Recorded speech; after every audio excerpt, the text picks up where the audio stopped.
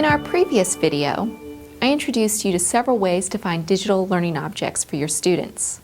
Now that you have several different ways to gather learning objects, how do you choose from so much content?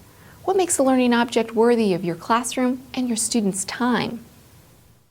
I've created a guide to help you effectively analyze learning objects. It's called the Selecting Digital Learning Objects Guide. Sorry, I'm no poet. This guide is really just intended to scaffold your analysis. The more you search for and judge these resources, the quicker and quicker you'll get at this, and eventually a guide like this will just slow you down. However, for beginners like many of you, it's a helpful starting point. You'll notice it's designed around many key INACOL standards for quality online courses. It takes you through a list of questions you'll need to answer about the learning object at hand. A perfect learning object will warrant a yes to all these questions. A great one will get mostly yeses as well. Let's take a closer look at the guide. First, does the learning object directly address your objectives? Or does it serve as extension or remediation of the objective as part of your plans for differentiation? Remember that you'll often use more than one learning object in a lesson or module. You don't have to have a single learning object to address all the needs of your lesson. However, each learning object should be contributing to the big picture of high-quality online learning. Next, does the learning object directly address the content standard? Or does it serve as extension or remediation of the standard as part of your plans for differentiation? Then, does the learning object comprehensively address the standard? If not, have you found additional resources or learning objects to supplement your lesson or module? Ask yourself, does the learning object represent high-quality information by being accurate and coming from a reputable source?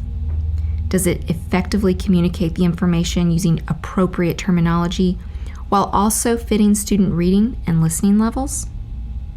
Then, is the learning object accurate and free of bias? Is it culturally relevant? Is it free of advertising?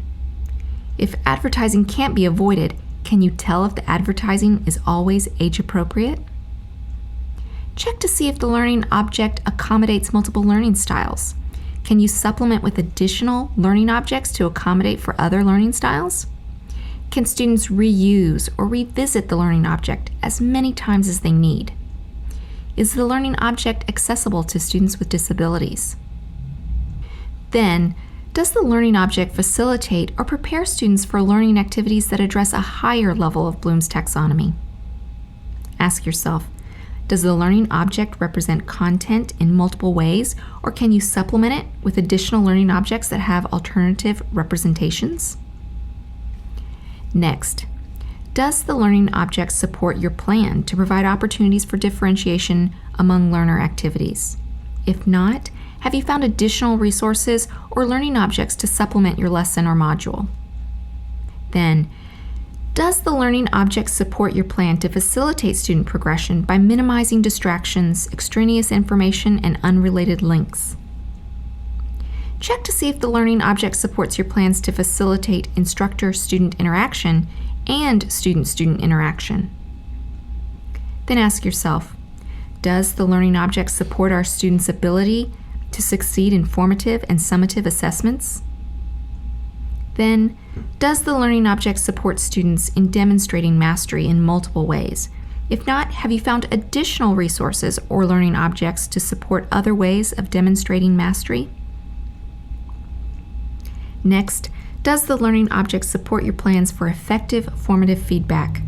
The learning object doesn't have to be a formative feedback tool, but it should be contributing to the overall goal of high-quality online instruction. Does the learning object support students in successfully completing differentiated assessments? Ask yourself if all the necessary technology tools, including software updates, are available such that students can access the learning object. Is the learning object accessible on mobile technologies? It may be important for your learners to be able to access the learning object on their smartphone or tablets, so keep this in mind, especially for activities students work on at home. Also, do your students have the necessary technical skills to access the learning object?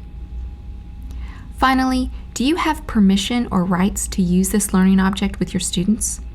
Copyright law is complex, varies from country to country, and beyond the scope of this introductory course. However, you do have a lot of freedoms to link to sources publicly published on the web. Be cautious, though, when embedding, editing, or taking credit for someone else's work. If you feel you need to do these things, be sure to first learn more about copyright law. In the United States, check www.copyright.gov to learn more. This list of questions isn't meant to put a downer on the fun process of searching, but it can save you from wasting valuable classroom time on learning objects that won't help you and your students achieve the learning goals. Tuck this guide next to your desktop where you plan your lessons and reference it until you master the ability to quickly spot a high-quality learning object.